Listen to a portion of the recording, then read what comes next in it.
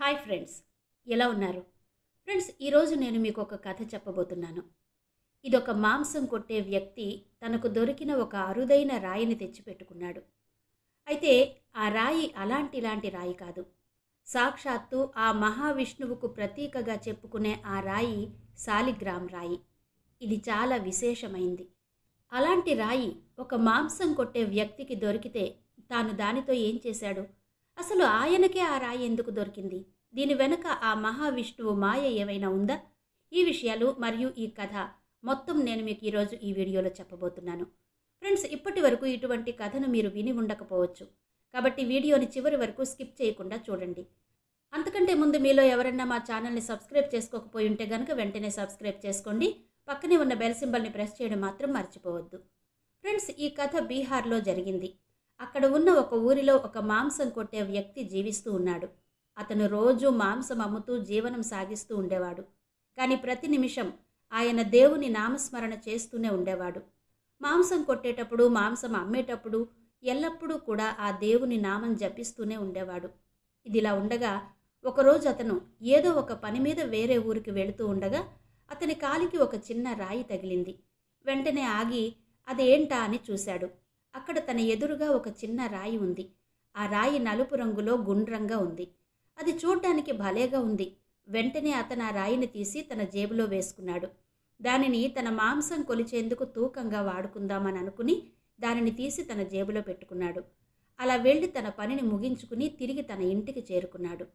ఆ తర్వాత రోజు మాంసంకు తూకంలో ఈ రాయిని వేసి తూకం తూచేవాడు. అలా రోజులు గడుస్తున్నాయి.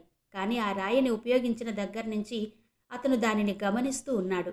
ఆ తర్వాత అతనికి అర్థమైంది, ఆ రాయి మామూలుది కాదు అని.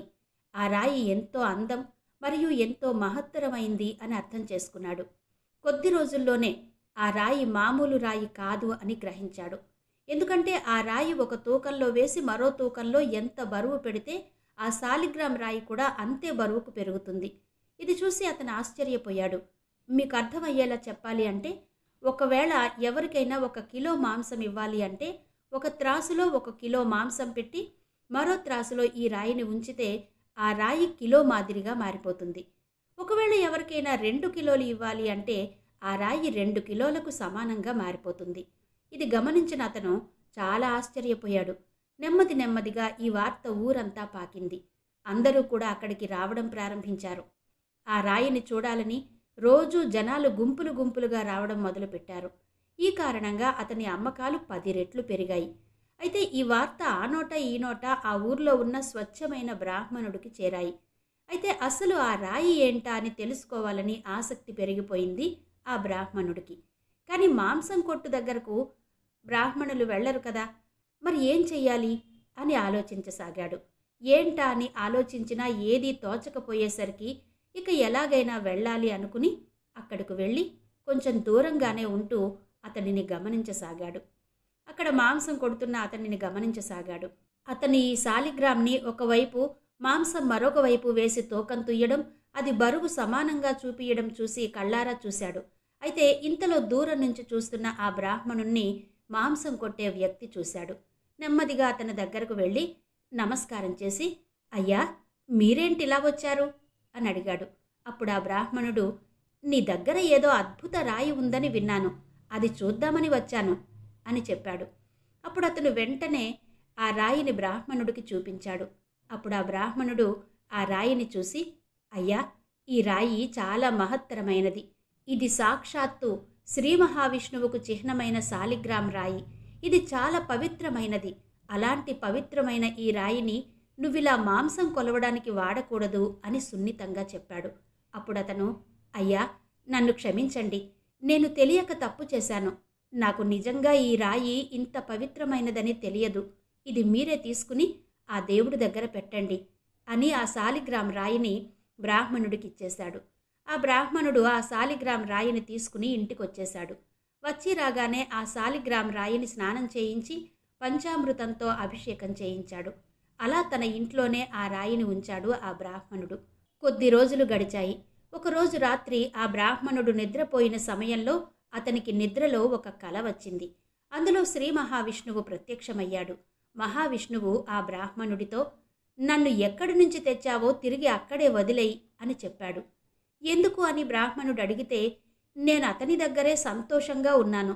మీరు ఎప్పుడో ఒకసారి మాత్రమే నన్ను స్తుతిస్తూ ఉంటారు, కానీ అతను నన్ను తలుచుకొని క్షణం లేదు, నిమిషం లేదు.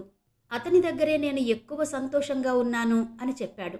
వెంటనే ఆ బ్రాహ్మణుడు ఆ శాలిగ్రామ్ రాయిని తీసుకుని తిరిగి ఆ మాంసం కొట్టే వ్యక్తి దగ్గరకు వెళ్ళి తనకు జరిగిన విషయం మొత్తం చెప్పి ఆ రాయిని తిరిగి తీసుకోమని ఇచ్చేశాడు. బ్రాహ్మణుడి మాటలు విని అతని కళ్ళలో నుంచి నీళ్లొచ్చాయి. ఇక అప్పటి నుండి మాంసం కొనడం, అమ్మడం మానేయాలని నిర్ణయించుకున్నాడు.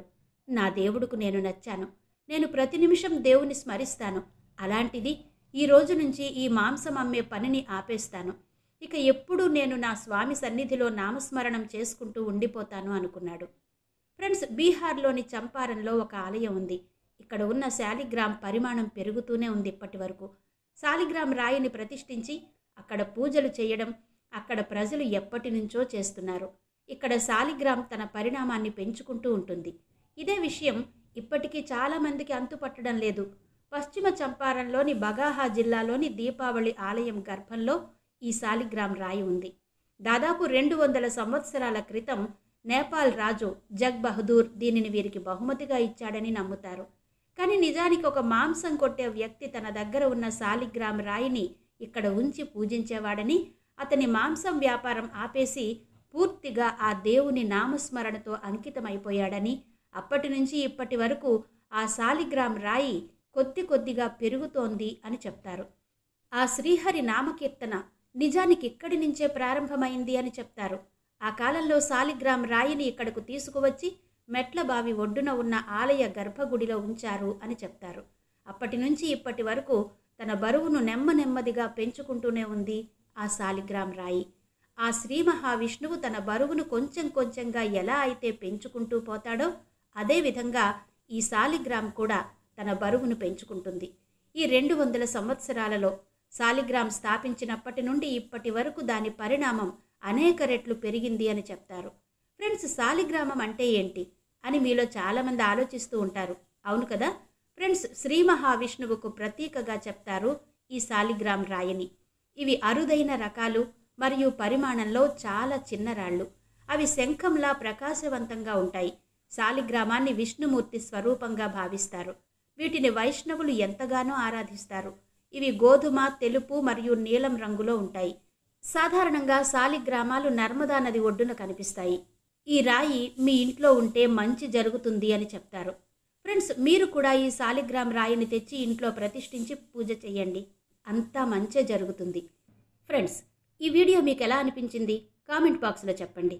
మా ఈ వీడియోని లైక్ చేసి షేర్ చేయడం మాత్రం మర్చిపోవద్దు.